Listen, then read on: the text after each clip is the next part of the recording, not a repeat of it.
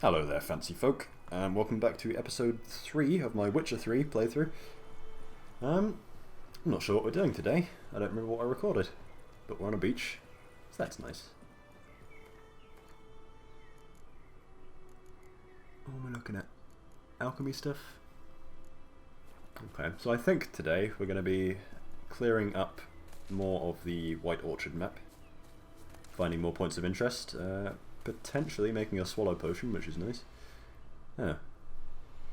It's a bit grim, isn't it?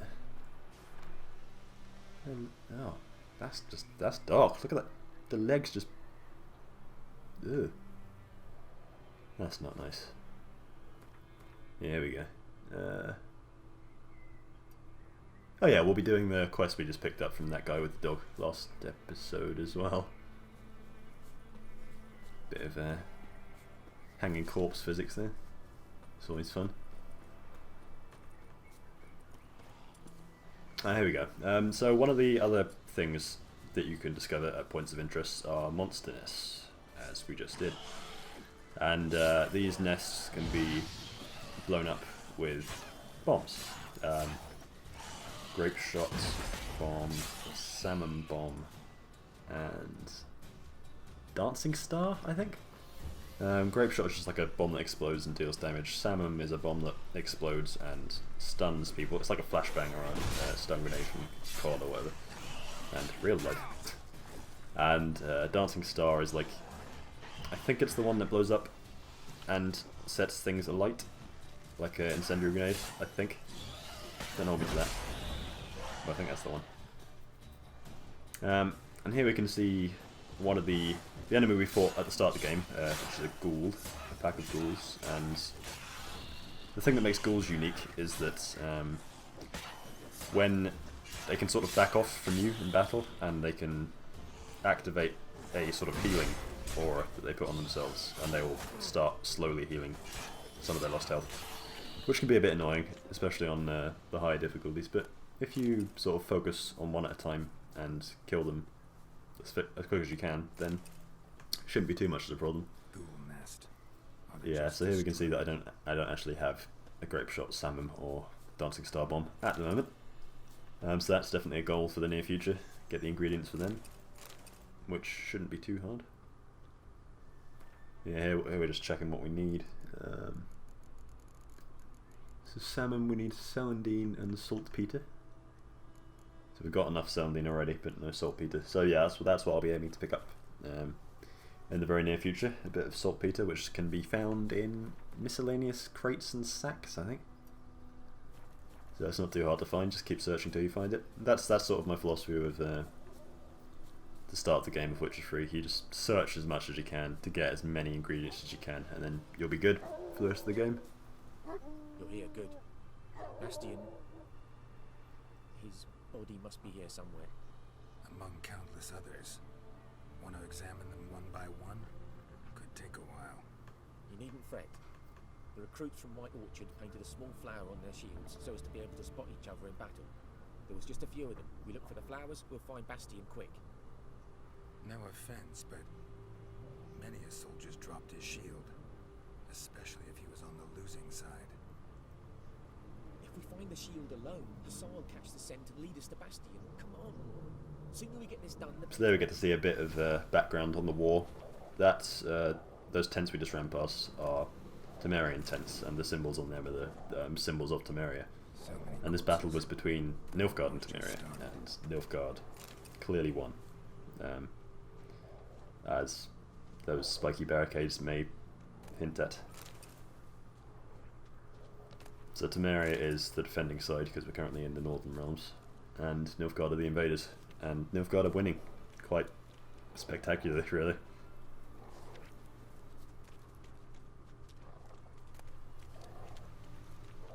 And there are a lot of these small skirmishes throughout the world, as well as much larger ones that we get to hear about and see. That's another recommendation if you're playing on a harder difficulty. It's not so important if you're playing on normal or whatever the one below Death March is. Actually, no, it is important the one below Death March. Always pick up food, because food, as well as especially before you have the Swallow Potion, because the Swallow Potion will be your main source of healing in a later game. But in the early game, especially during White Orchard and the next area, Velen, food will be very helpful. So you can see I've got some bread and some baked apples there. Baked apples are good, bread not so much, but you know, it's all healing. And they'll heal you over a duration of a amount of time specific to the food you've used. So bread is something like 5 seconds and baked apples, I think 10 or something. But it'll be different for every bit of food you use. Then it'll slowly heal you back up to that duration ends. So yeah, ghouls they're not too hard. You can see their level right next to their health bar, so these guys are level 2, and their number is green because they are very close to my level, or just below or just above my level. This changes when they're greatly below your level, their number turns grey, and when they're greatly above your level, their number turns red.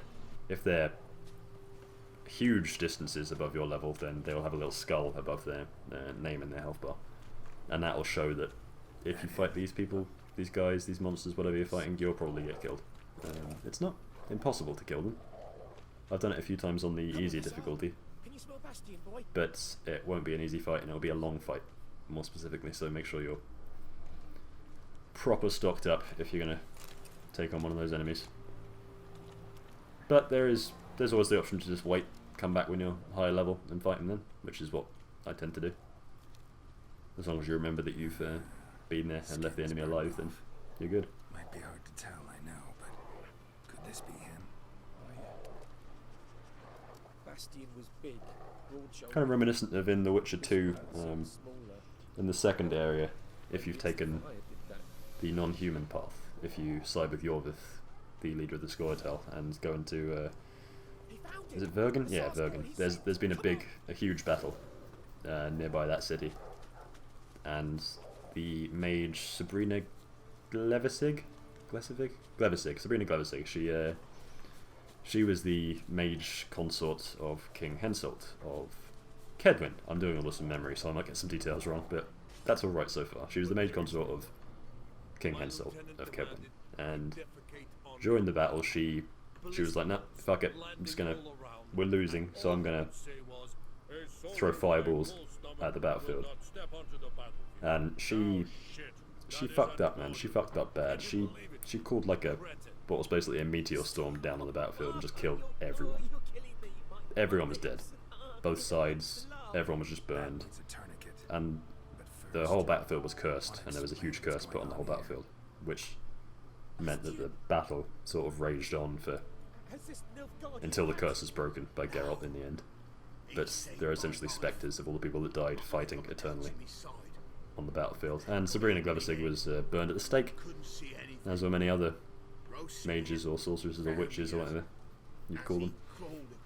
It's a sad story, but that's The Witcher. And so we were, blind man leading a cripple round this place. I'm taking you home. So yeah, I was talking over that, but here we found Bastion, the bloke in Jarl's brother, who's the one in blue, and he was injured during that battle that we saw there, and he met an injured Nilfgaardian on the battlefield, and they both crawled into this hut and became, as battle sort of tends to do, they became sort of friends through the fact they were brothers in arms, and not the fact that they're on this different sides didn't really matter because they were both injured. They both would have been seen as deserters, and they were sort of joined by that, and now they're friends. And the difficulty this guy, whose name slips my memory, now has is whether or not to let the Nilfgaardian live and come with him back to his home, because Nilfgaard is hated around here, and if they know that he's harbouring a Nilfgaardian and treating him like more than inhuman scum, as these people do and see them as, then he'll become a pariah. He'll become hated in his community. So I sort of, Geralt even sort of convinced him to do that at his own risk, and hopefully that Nilfgaardian and his Temerian friend Bastion will live for a bit longer and be relatively happy, which is the goal. So that's that quest complete. Short little quest, but you know, that's one of the good things about The Witcher. All the side quests, they tell a little story, and they're all relevant. You know, which is an issue that plagues a lot of RPGs. A lot of the side quests are just like, I'll go and collect like 7 bear asses, and it just has no bearing on the story. It's just a distraction. It's just something to take up time in the game, so the developer or the producer or whatever can say, oh, this game takes 100 hours to complete, because they've packed in shit tons of collect 7 bear ass quests that are just boring and completely uninspired. But in The Witcher, all the quests are crafted. They're crafted really well, and they all tell little stories, and they're all worth doing. And I think in my first playthrough, as far as I could tell, I did all of them, and there wasn't a single one where I was disengaged from the story or disengaged from the quest itself, because they were all so well made. Not one that comes to mind anyway. But with a lot of other games of this genre, something like Dragon Age Inquisition, for example, I can think of probably more side quests than not that I was disinterested in. It's really a problem that sort of started with MMOs and stuff like World of Warcraft, where every quest is like, oh, go gather 10 herbs, go heal 10 people, go fight 10 enemies. The sort of really bland, just quests that would just fill time, and that you get XP from, which was your only reward, and occasionally a good item. It's that kind of cliche in games that really started around that sort of era in the mid-2000s. But you know, there are a lot of games that this one is a good example that sort of, they break that habit that a lot of developers slip into. And it's not necessarily their fault. It's not an easy thing to make every single quest in your game engaging and fun. It's not an easy thing at all. But, you know, unfortunately not many people take into account that making a good game is actually hard. But on that note, this game is once again is a great example of how a great developer in CD Projekt Red can make an amazing game with, I think the budget was 15 million quid, I think, maybe $50 million, which is even less in pounds, or euros, I guess. Do Poland use euros? Probably. But this game cost 15 million something, which compared to a lot of other games, like Destiny, I think was 500 million, or was that might have been GTA 5, but one of the big releases of this year, or, Christ, I'm losing track here. Destiny or GTA 5, one of them was 500 million, and this game was 15 million, and this game can easily stand up next to something like GTA 5 or Destiny. I'm not going to say one is better, because they're all different genres. This is closer to GTA 5 in terms of genre. It's open world, but that's kind of where the similarities end. But you know, for what it costs, and for the CD Projekt Red started as a team of just really dedicated modders. They were just modding games that they enjoyed, and then eventually they decided, well, we're doing this, you know, we're really good at it, let's actually make a game, and they did. And they made, in my opinion, one of the best series of RPGs that exist. So good on them. And they proved that it can be done without a huge marketing budget and a huge budget in general. Which is really impressive, I think, at least. Yeah, these guys with the shields, they're, like, even on normal, it's not that they're hard to kill, it's that they're hard to hit. Like, they have as many hit points as an average enemy, but they got huge shields, and you can't hit them from the front. So what I tend to do when I'm fighting them is I parry them, and then I hit them once. And like the big halberdiers, they all knock your Quen sight off if you hit them twice in a row. So you can either choose to parry them, hit them once and back off, or try and dodge behind them, so you can hit them in the back, like I just failed to do there, because they do turn with you as well. But if you can get on the side where that's not covered by their shield, you can deal a bit of damage to them. Another good way of dealing with this is parry and then use the Igni sign like that, and hope they get set on fire like that. and that'll keep them damaged for a good 5 seconds or so. But they're just annoying enemies. Doesn't matter what way you shake it, they're just bloody annoying. But he's dead now. Yeah, this is what I mean about the small boxes and sacks and barrels and stuff. Just loot these, and you'll just eventually collect items that you need. So you saw silver ore there and alkahest, that kind of thing. One of these has saltpeter in them, if my memory serves me. Might be this one. Yeah, it's like a goat hide or something. And you can, the miscellaneous items like the old goat hides and the animal hides and that kind of stuff, you can sell to vendors for a decent amount of crowns, actually. Normal merchants will buy them off you for the highest price. Actually, I think normal merchants exclusively will buy them. Blacksmiths won't buy them, armorsmiths won't buy them. Herbalists, I don't believe, will buy them. So sell to merchants, you'll get, I think a bear skin's about 50 crowns. And there's various prices between there. Oh, I just made a salmon bomb, so I must have got some saltpeter somewhere, actually. Didn't notice that. But yeah, salmon is... It's not my favourite bomb, but it's useful when there's shit tons of enemies surrounding you. If you throw a salmon bomb at an enemy, it'll, like I said, it'll explode into a sort of massive white flash that will momentarily stun enemies. It'll stun them for about 2 seconds. And that can be good if you want to stun them or keep them not moving and kill one of them, like kill the boss or the hardest hitting enemy or whatever first, and get them out of the way and then kill the rest of them. It has a lot of utility, but I don't tend to use it much, just because I've always preferred the sort of big, bulky, damaging things than the damage over time or effect things in games. I'm just a damage guy. Oh, now we got a yellow rarity sword. I'm not actually sure what the yellow rarity is. It's good. I'm assuming it's better than blue. In a lot of games like this, there's a rarity scale. So like grey items will be the worst. Green items will be next up from that, usually called uncommon. So grey is common, green is uncommon, blue will be rare. And then either purple or orange will be like epic or legendary or whatever, and that's usually the scale. So anything in the sort of red to yellow spectrum is usually quite rare. So yeah, if you see something like that, it's probably good.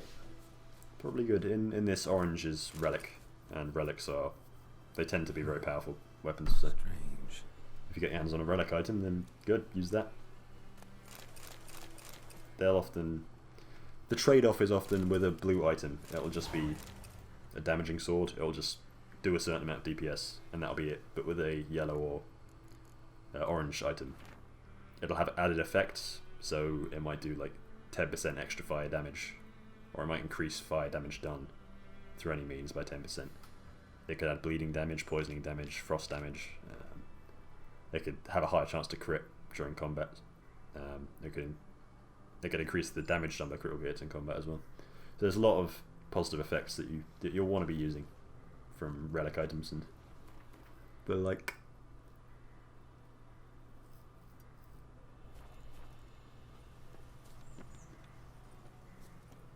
so that's something you can get from the points of interest as well. Sometimes you'll get these notes that you can read, and these notes will often be from dead people to a loved one or something, that will explain how they've got a cache of gold or items hidden somewhere nearby, and you'll go find them. Essentially, the quest marker will lead you to the area where the treasure was denoted in the note, and you can go there and get the treasure for yourself, which is slightly ethically dodgy, but you know, that's you're probably best to throw ethics to the wind at this point if you're playing The Witcher, because you know there aren't many. Now, if I remember correctly, these wolves fuck me up really badly. I don't know why. I have a real problem. I tend to just mash buttons, which will lead me to, when they dodge backwards, the wolves, it'll lead me to attack and miss a lot more often than I should, and that will really screw me over. And here I'm getting a bit desperate. I've got no health. For some reason I haven't put up another healing thing, and I just got just got killed. Oh, that there was a warg, which is a sort of advanced version of a wolf, and will often be the pack leader of a group of wolves. And they're not pleasant. And here I respawned, and a pack of wolves appeared where there was none before I reloaded. So I had to go through an extra fight, and I wasn't expecting it, so I was completely taken off guard. Got damaged a lot more than I should have done from 2 wolves. But that's the way it went. And more wolves come. Well, that's the thing in combat as well. If you can get behind an enemy, if you're standing behind them and you hit them in the back when they're not facing you, you'll automatically score a critical hit. Which is, I think it might be double damage, actually. It might be double your normal hit on their frontal side. Which is definitely a mechanic you want to be utilising a lot, as much as you can, really. Getting behind enemies is advisable in pretty much every scenario, and lots of games as well. You want to hit them in the back, because it does a lot more damage. That's been a thing for years, sort of around the time the genre was really coming into its own. I guess it might have even started with Dungeons and Dragons back in the 80s. Damaging from behind, doing extra damage.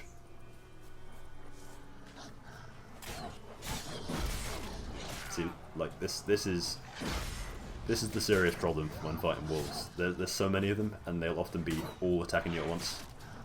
And when they hit, you get locked into a stun animation for about half a second, which doesn't sound like much.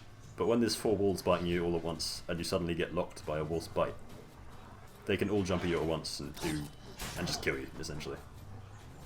So when you're fighting any packs of enemies, you'll want to try and get them apart. Yeah, see, that was me throwing a salmon bomb in complete desperation, and I stunned myself as well. Well, I didn't stun myself, but the whole screen went white and I couldn't see anything. And it really wasn't much help, because all the wolves are still attacking me. Yeah, getting them behind a tree, or behind some sort of obstacle to split up the pack is definitely advisable.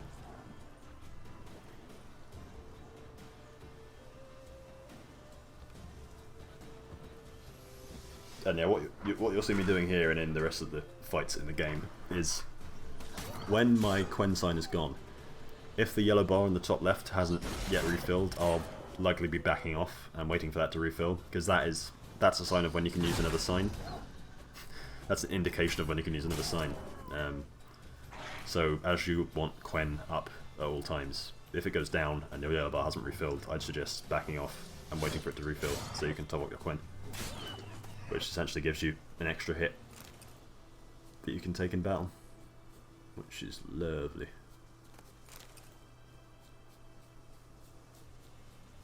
Wolf's livers, they're really good. They're a food item that you can just eat, and they'll heal you quite quickly, and the duration of the healing effect will last longer than most.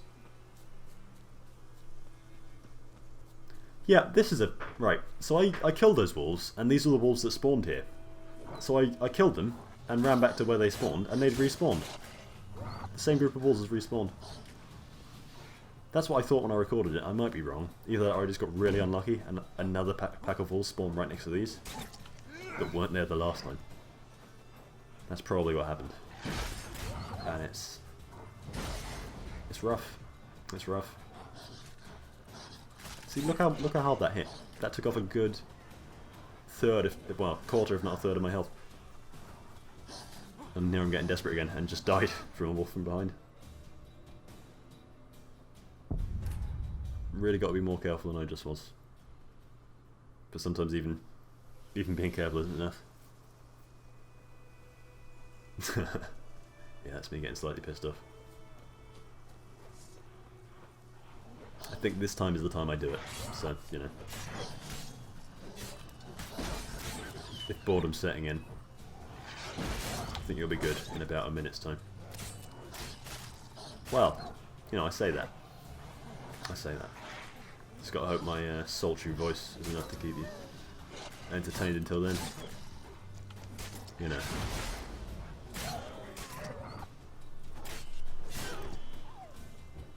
There we go. I think a problem that I have in games in general is that, especially in games where you die often, something like Dark Souls, for example, is a good showcase of this. I'm always cautious in games as a rule, but when I start dying to the same encounter, sort of more than twice in a row, I'll start getting a bit pissed off. And when I'm pissed off, I get extremely impatient. And when I'm impatient, I lose all caution. And sometimes, the reason I haven't tried to stop this habit is because sometimes it works incredibly well in games. Sometimes the lack of caution and the fact that I want to run in there and get the fight over and done with as quickly as possible will mean that I kill things really quickly. And I somehow, because I've killed them so quickly, survived the encounter. Where, if I was playing more cautiously, maybe I wouldn't have done. And sometimes it can work out really well, and I think it does here. I was just getting pissed off, I was just, you know, dodging around them, staying really close to them, hitting them when I could. Out of desperation and rage, and I think it went pretty well. Assuming this warg doesn't kill me. As you can see there, these wargs are level 5 compared to the other wolves level 2. Which is a clear denotation by mechanics that these wargs are, and visuals, they look different as well. But these wolves are the alphas of the... These wargs are the alphas of the wolf pack. So, you know, a lot of... If the health bar wasn't there, the way the visuals of the game work, they would still connote, not denote, that the wargs were the higher class of enemy than the wolves. Because they look different and they're clearly stronger. So that's a nice way that the mechanics of the game sort of inform the logic of the player.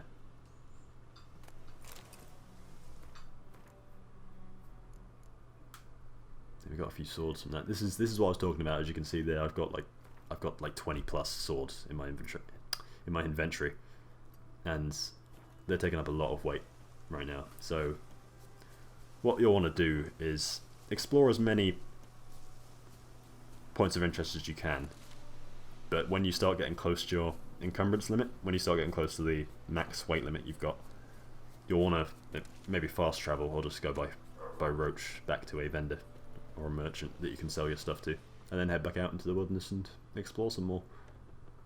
Because when you get over your weight limit, you will start walking really slowly. You won't be able to sprint, you won't be able to run, you'll be stuck in a walk. It even comes down to swimming, you won't be able to swim fast. It essentially removes the use of the A button to sprint, which it's annoying to say the least, and it's a mechanic I wish a lot of games would stop using. Obviously it makes sense logically that you'd have a weight limit that you can carry before you're encumbered by it, but these games encourage you to pick up and sell everything in the game. So placing a limit on what you can pick up seems a bit counterintuitive, but as games sort of strive for more realism, they need mechanics to echo that goal, I guess, and that's why encumbrance limits are in place. And you know, I don't think that will go away anytime soon. There's some replacement gloves, very nice. Don't get too attached to your armor in The Witcher though, because you'll be replacing it a lot. Every point of interest you discover will likely give you a better piece of armor or weapon. The way I did it is I just use the treasure hunter armor that you find on treasure hunts, and I use that throughout the game because I like sticking with one set of armor and not constantly changing it every 10 seconds. Place of power. Should draw from it. This is a place of power. You can draw from this, as Geralt just said, and get an ability point, which you can put in an ability and improve your character, and I'll talk a bit more about that. Whenever we kill this wraith, now, this wraith, if you thought those wolves gave me a bit of trouble, this wraith, it gives me a bit more than a bit of trouble. As you can see at the top above the health bar, like I was talking about earlier, that wraith has a skull.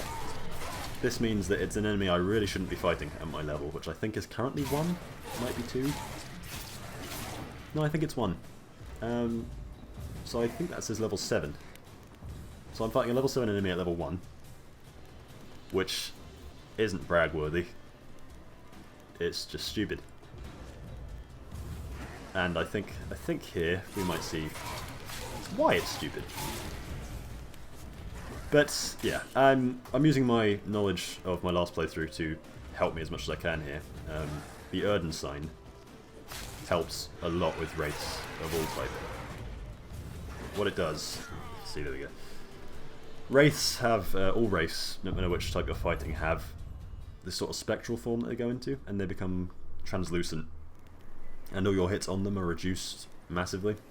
So where you'd hit 100, usually you'd hit 10 when they're in their spectral form. And what the Erden sign does is, when down on the ground, when the wraiths go into the sign, they are trapped into their physical form, which you can see there.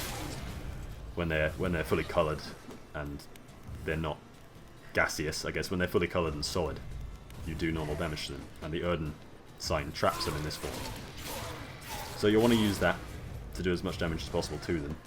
And when they're in that gaseous form you just saw, when they go all grey and wispy, you do almost no damage to them. Now this wraith I dubbed the stunlock wraith god, because what?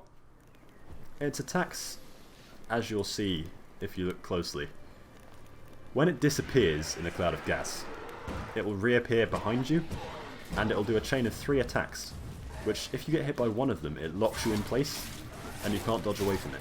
So if you get hit by the first attack, there's no way that you won't be hit by the second and third attacks. And you can see how much damage they do.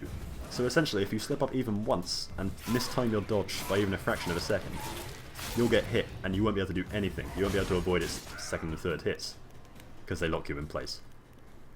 And I'm stubborn, so I really shouldn't continue fighting this wraith. But this thing's starting to piss me off now, because I don't... Stun locking in games is viewed by a lot of people, myself included, as kind of unfair. Like, if you have the ability to dodge, maybe it shouldn't be restricted when you're locked into an animation where you can't move. It's debatable, but that's just my opinion. But as I am stubborn, even though I knew that it would take me a long time to beat this guy, I still really want to beat this guy because he's killed me and he's pissed me off. And also the terrain here is horrible. When you're in fighting mode, when your sprint changes to roll,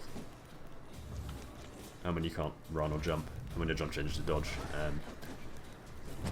Geralt finds it quite difficult to get over little obstacles, like that little stone thing he just walked over just then.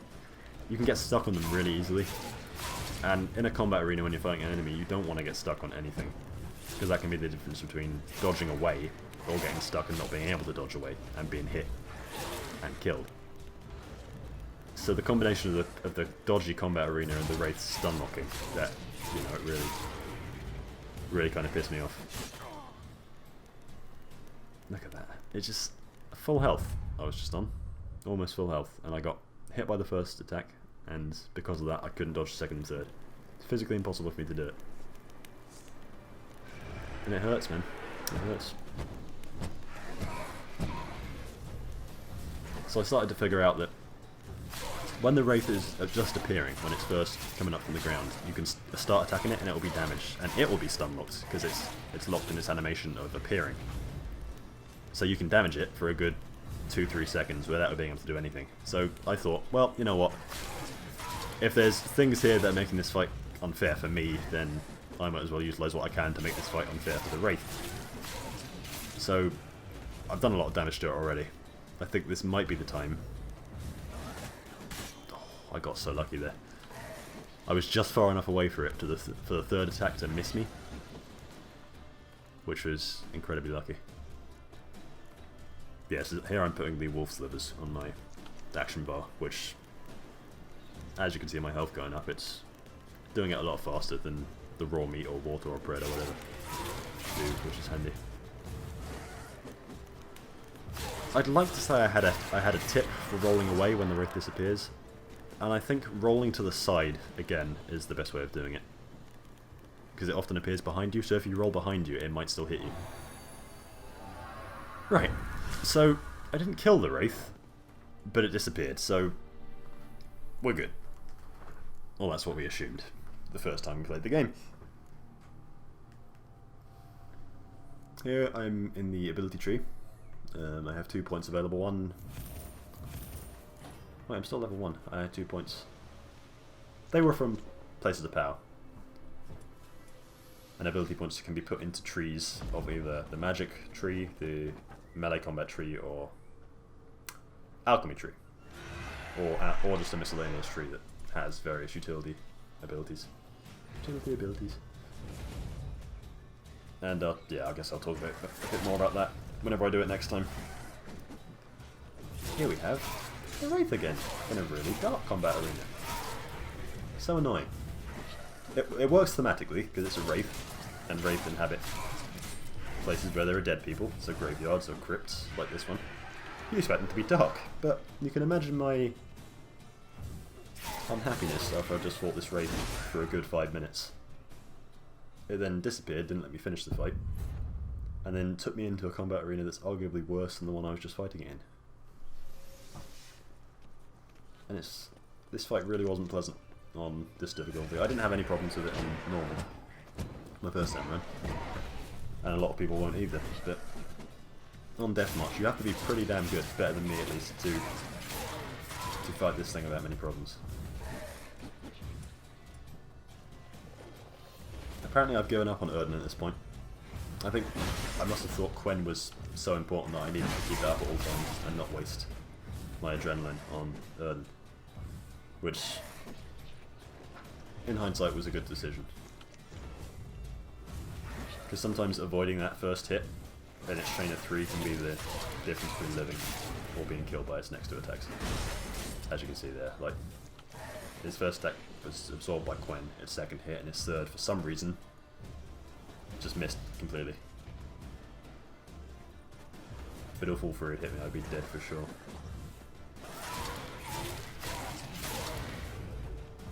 But that's another good example of solid game design here, actually. Because of what I was just saying of how wraiths inhabit places where there's dead things. Brilliant. The designers of the wraiths, they gave them a lantern. And the lantern lights up the dark places they inhabit, so we can see them when we're fighting them. And that's a great way in which game design works. Not just thematically, because wraiths are evil and they have evil magic, and they're holding green evil magic lanterns, so it works thematically because of that. And it also works in terms of game mechanics, because this is the only way we can see now and then, unless we are holding a torch, which would be a hindrance to our combat. So it's a good way, it's a good example of really sound game design, I think. And it's one of those things that can really slip your mind if you're sort of in the heat of the game and you're not concentrating on so much of the aesthetic rather than just the fight you're in, which a lot of people can easily slip into.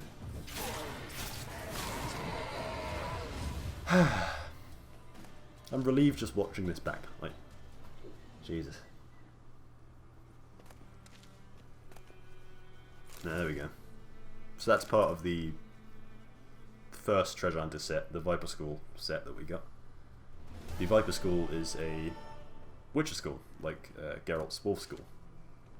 The ones that we hear about in this game, I believe, are Viper, Wolf, Bear, Cat, and Griffin. I think that's it. And that's all we hear about in this game. What school is Letho part of? I think Letho, the sort of a character from the last game, was, I think he was part of the Viper School, if I remember correctly. Yeah, I think that's right.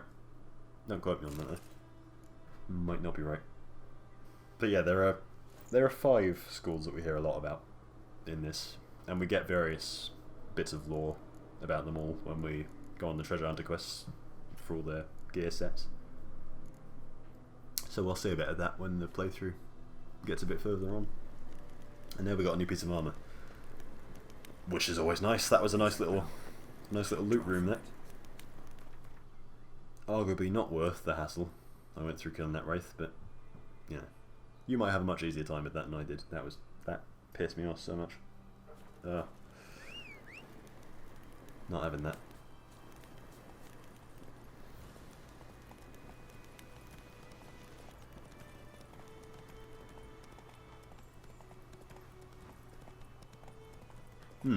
That's something I want to talk about actually. A little bit ago, next to that mill, there was a house that we went into, where there was loads of chests. One of them was red and it was locked. If you see a locked chest in the world, there will always, with no exception, be a key to that chest somewhere. So if you find a chest and it's locked, don't despair, because eventually, if you continue to explore and do quests, you'll come across a key that unlocks it, and it will take you back to that area, so you can unlock the chest and get the rewards from inside it. So yeah, don't give up on a piece of treasure just because you don't have the key, because you'll find it eventually. Something else you'll be needing? Got anything interesting under the counter? Depends what you're after. Flanter. Have a look. That's Flanter. Right, so this merchant, this innkeeper, I think the way it works, it's a bit weird, but I think the first time you talk to her, in the opening part of the game with Vesemir, she sells you a decoy Gwent card along with other Gwent cards. The second time you talk to her, she sells you another decoy card that only becomes available after you speak to her the second time, and the third time, she spawns a third Gwent card. Another decoy card. So I think you want to talk to her 3 times, and each time buy the 3 decoy cards if you want all of the Gwent cards in the game. I think that's the way to do it. It's a bit weird, but I'm pretty sure that's how you meant to do it. Bit of a dodgy choice, but you know, it is what it is. And yeah, this is pretty much the end of the episode. I'm just selling all my stuff, you know, trying to get as much free weight capacity as I can so I can go back out and get some more shit. I really should have sold these to the blacksmith. I would have got a high price for all of them. But, you know, I just want to get rid of it. Money, you'll find eventually, becomes less of an issue than it does in the early game. I had about 90,000 crowns when I finished my first playthrough, so you'll be fine. Take care. You'll never need that much money. And yeah, that's it for today, so thank you folks, and I'll see you tomorrow. Have a good one.